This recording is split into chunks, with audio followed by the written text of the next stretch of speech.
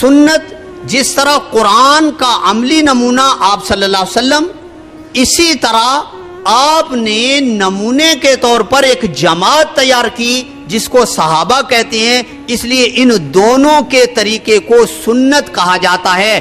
اور پھر آگے آپ نے ارشاد فرمایا کہ وَإِيَّاكُمْ وَمُحْدَثَاتِ الْأُمُورِ، پھر نئے نئی چیزیں لوگ ایجاد کرنا شروع کر دیں گے، فرمایا ان سے بچنا، کیونکہ فَإِنَّ كُلَّ مُحْدَثَةٍ بِدْعَةٍ، ہر وہ کام جو دین میں نیا سمجھ کر نیا ایجاد کر دیا جائے گا وہ ایک نئی چیز ہے، اور وہ نہ صحابہ کے طریقے پر ہے اور نہ میرے طریقے پر ہے۔ اس کو ترک کر دینا، وہ بے شک کتنی اچھی چیز ہو، کتنی ہی بہترین چیز لگے، لیکن سنت وہ ہے جو میرا طریقہ اور صحابہ کا طریقہ ہوگا۔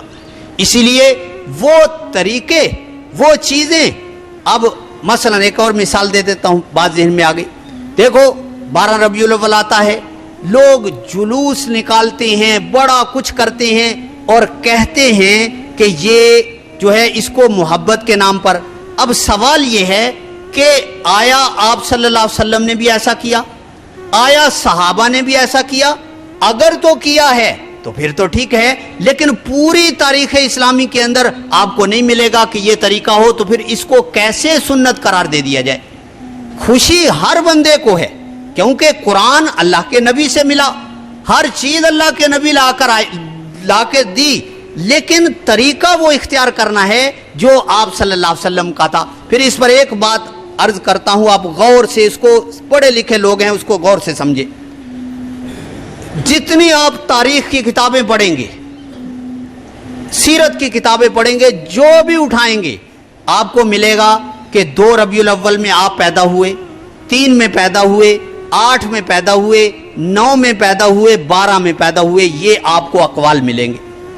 اور کوئی فیصلہ نہیں کر سکا محدث، مفسر، کوئی سیرت نگار کہ میں یقین سے کہہ دوں کہ آپ 9 کو پیدا ہوئے تھے یا آپ 12 کو پیدا، کسی نے فیصلہ نہیں کیا، سب یہ لکھ کے آ جاتے ہیں۔ سوال یہ ہے، میرا سوال یہ ہے، اگر یہ طریقہ جو آج ہم نے ایجاد کر لیا ہے کہ اس کو ایک ضروری سمجھتے ہیں کہ اس طریقے سے جھنڈیاں لگانا اور اس طریقے سے، اگر یہ امت میں آج تک چلا آتا تو تاریخ کوئی بھول سکتا تھا؟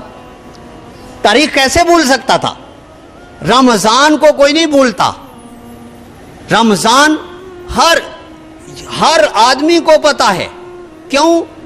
اب بھولے کیوں؟ کیونکہ امت کے اندر یہ طریقہ رواج ہی نہیں پایا تھا۔ اسی طرح یہ بات بھی سمجھ لو، یہ جو رجب میں معراج ہوا، اس کی بھی تاریخ متعین نہیں ہے۔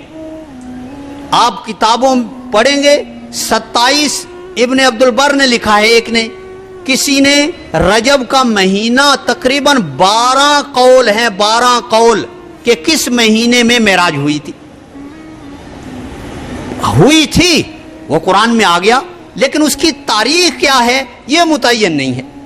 اسی طرح ہمیشہ سنت طریقہ ہی وہ ہوتا ہے جو آپ صلی اللہ علیہ وسلم کا ہو اور صحابہ کا ہو، اسی کو سنت سمجھ کر اسی پر چلو۔ اس سے زائد اپنی طرف سے دین میں نئی چیز ایجاد کر لینا، یہ جو ہے وہ صحیح طریقہ نہیں ہے، یہ اپنی طرف سے ایجاد کرنا ہے، جبکہ آپ صلی اللہ علیہ وسلم اور صحابہ سے جو ثبوت ہو اسی طریقے پر جو ہے وہ عمل کرنا چاہیے۔